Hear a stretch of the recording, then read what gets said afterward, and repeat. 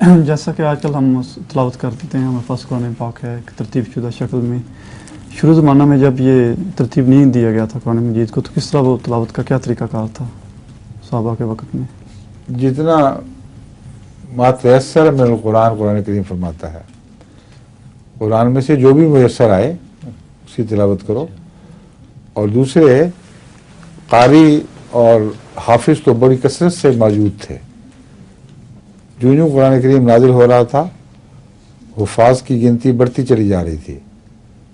اور ایک ہی سریہ کے موقع پر مراد ہے جب وہ جہاد کے ضرورت کے وقت ایک جماعت گئی ہے، 70 صحابہ ایک موقع پہ شہید ہوئے ہیں. اس سے اندازہ کریں کس کثرت سے صحابہ سے مراد ہے حفاظ صحابہ. 70 حافظ قرآن ایک ہی موقع پر شہید ہوئے، جو قریباً تھے ہی وہ سارے شہید حفاظ تھے. کیوں جی؟ یہی ہے نا صورتحال، آپ کو یاد ہے نا؟ بر میمونہ تو اب بتائیے کہ کتنی بڑی تعداد تھی مسلمانوں کی جو قرآن کی عاشق تھی، اور ساتھ ساتھ یوں کلام اترتا تھا اسے یاد کرتے چلے جاتے تھے. ترتیب کے متعلق ان کو پورا علم نہیں تھا. یہ پتہ تھا کہ پہلے کون سی آیتیں نازل ہوئی ہیں، بعد میں کون سی ہوئی ہیں، کس موقع پر کون سی آیت نازل ہوئی. ترتیب کے متعلق حضرت صلی اللہ علیہ وسلم کتاب کو جو لکھنے والے تھے ان کو لکھاتے تھے کہ یہ آیت فلان جگہ لکھو، مجھے جبریل نے بتایا یہ فلان جگہ لکھو، اور یہ صورت پہلے ہوگی، یہ بعد میں ہوگی، یہ اس کے بعد ہوگی. یہ اب تمام کاتبوں کو، لکھنے والوں کو یہ بتاتے تھے. اور بہت سے اور بھی ایسے بزرگ جو صحابہ آپ کی خدمت میں حاضر ہونے والے تھے ان کو بھی بتایا کرتے تھے. تو حضرت عثمان رضی اللہ تعالیٰ عنہ کا بہت بڑا احسان ہے یا خدمت ایسی ہے کہ خدا نے ان کو بڑا مقام بخش دیا.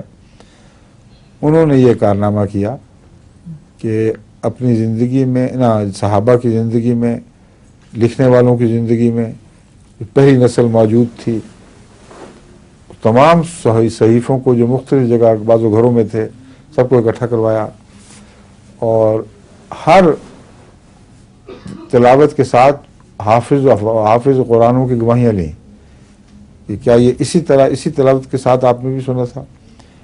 اور وہ مختلف قرأتیں جو اس کے زائد تھیں ان کو الگ کر دیا، کیونکہ وہ مختلف قبائل کی خاطر مختلف قرأتیں بھی ایک ہی آیت کی موجود تھیں. تو چونکہ آیت وہی لی جانی تھی جو ایک قرأت سے تعلق رکھتی ہو، ورنہ قرآن کریم میں ایک رخنہ سا پڑ جاتا. تو اللہ تعالیٰ نے یہ حفاظت کا انتظام فرمایا کہ قریش کی زبان کی جو قرأت ہے اس کو فوقیت دی گئی، جو اصل زبان تھی جس میں اترا ہے قرآن کریم، اور تھی بھی وہ سب سے فصیح و بلیغ. تو اس قرأت کو قبول کیا گیا، اور ہر دفعہ گواہیاں لی گئیں حلفیہ، اور جب اتفاق دیکھا تب اس کو وہاں رکھا.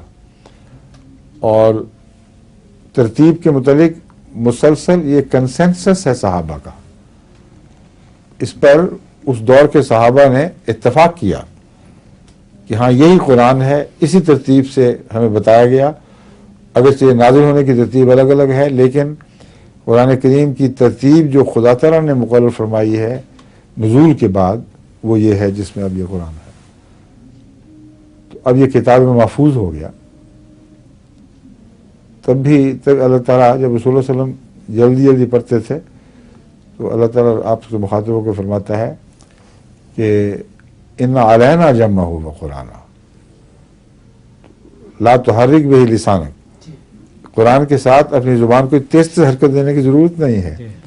یاد رہے کیا ہوئے، ان علینا جمعہ و قرآن، ہمارا ذمہ ہے اس کا جمع کرنا اور اس کا تحریر میں لانا. تو جمع ہو کا اس موقع پہ کیا تعلق تھا؟ جو زبان کو حرکت دے رہے ہیں وہ تو حفظ کے پیش نظر تھا، مگر یہ بتایا کہ الہی کلام ہے، یہ رسول اللہ علیہ وسلم کے اپنے زبان میں نہیں آ سکتا. اس کا جمع سے کیا تعلق؟ یہ بعد میں ہونی تھی کہ اس کا جمع کرنا اور اس मजमूए की हिफाजत करना, फिर उसका पढ़ा जाना, और क़रा का ताल्लुक लिखने से भी है, इसलिए मैंने कहा उसके लिखने का इंतज़ाम। अब तो क़रात का ताल्लुक देख कर पढ़ने से नहीं है, मगर असल में अरबी में जब इक़रा कहते हैं तो किसी कोई चीज़ सामने हो उसको देख कर पढ़ने को कहते हैं। तभी जब पहली आयत कुरान करीम की नाज़िल हुई है तो हज़रत रसूलुल्लाह सल्लल्लाहु अलैहि वसल्लम ने फरमाया, मा अना बिक़ारिन, इक़रा बिस्मि रब्बिक लज़ी ख़लक़, ये जो आयत थी, जब जिब्राईल ने ये कहा और बार बार कहा तो आपने फरमाया कि मा अना बिक़ारिन, मैं तो पढ़ा हुआ नहीं हूँ। तो बाद लोग इसका मतलब ये लेते हैं कि मैं नहीं पढ़ूंगा, मगर असल में मा अना बिक़ारिन का मतलब था कि आप ये समझ रहे थे कि क़रात का लफ्ज़ तो किसी सहीफे को देखकर उससे पढ़ने को कहते हैं। तो इसलिए जब मैंने कहा जमा हुआ कुरान में किताबत शामिल है, तो मुराद ये थी कि उसका जमा करना और उसको तहरीर में लाना, इसकी हिफाजत हमारे ज़िम्मे है, इसलिए तुझे बिल्कुल मुतमईन रहे। चुनांचे रसूलुल्लाह सल्लल्लाहु अलैहि वसल्लम के विसाल के बाद ये इंतज़ाम हुआ, और इंतहाई पुख्ता इंतज़ाम है कि आज तक इतने इख्तलाफात में हुए, लेकिन ये कुरान जो सहीफ़ा है, सहीफ़ा उस्मान कहलाता है, ये उसी तरह चला आ रहा है माशाअल्लाह, बगैर किसी तब्दीली के। ठीक है। ज़हूरे महबिये आखिर ज़मान